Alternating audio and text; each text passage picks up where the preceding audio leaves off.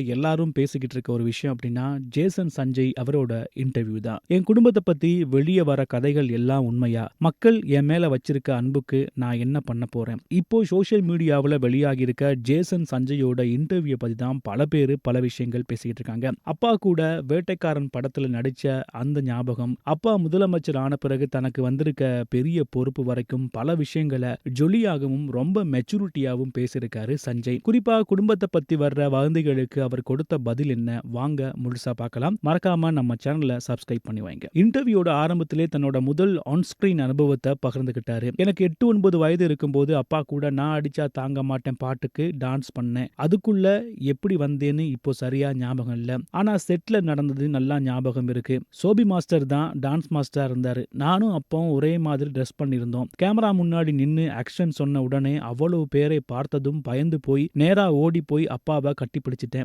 அதுக்கப்புறம் அப்பா தான் எனக்கு தைரியம் சொல்லி நடிக்க வச்சாரு. அப்போ ஜொலியா அப்பா கூட ஆடுறோம்னு நினைச்சு பண்ண விஷயம் இப்போ இவ்வளவு பெரிய மெமரியா இருக்கும்னு நினைக்கல அப்படின்னு ரொம்ப கியூட்டா சொல்லியிருக்காரு. முன்னாடி சினிமாவில் எங்களை எந்த அளவுக்கு பார்த்தாங்களோ அதை விட அதிகமா நுணுக்கமா இப்ப எல்லாருமே எங்களை கவனிச்சுக்கிட்டு இருக்காங்க. சின்ன சின்ன விஷயத்தையும் கூட உற்று நோக்குறாங்க. நானும் என்னை பத்தியும் என் குடும்பத்தை பத்தியும் வர்ற கமெண்ட்ஸையும் படிப்பேன். ஒவ்வொரு கமெண்ட்டுக்கும் பின்னால ஒரு நோக்கம் இருக்குன்னு தோணும். நம்மள நேர்ல தெரியாதவங்க அவங்களா ஒரு கதையை கற்பனை பண்ணி எழுதிக்கிட்டு கருத்தும் சொல்லுவாங்க. அதை படிக்கும்போது சரி, அவங்களுக்கு என்ன பத்தி தெரியலன்னு விட்டுடுவேன். மக்கள் என்ன நேர்ல சந்திக்கிறப்போ நான் யாருன்னு அவங்களுக்கு கண்டிப்பா புரியும் அப்படின்னு சொல்லியிருக்காரு. தான் பின்னணி மற்றும் குடும்பத்தை பத்தி பேசும்போது ரொம்ப கம்பீரமா பதில் சொல்லியிருக்காரு. எனக்கு பின்னாடி பெரிய பாரம்பரியம் இருக்கு. என் மேல ஒரு பெரிய பொறுப்பு இருக்கு.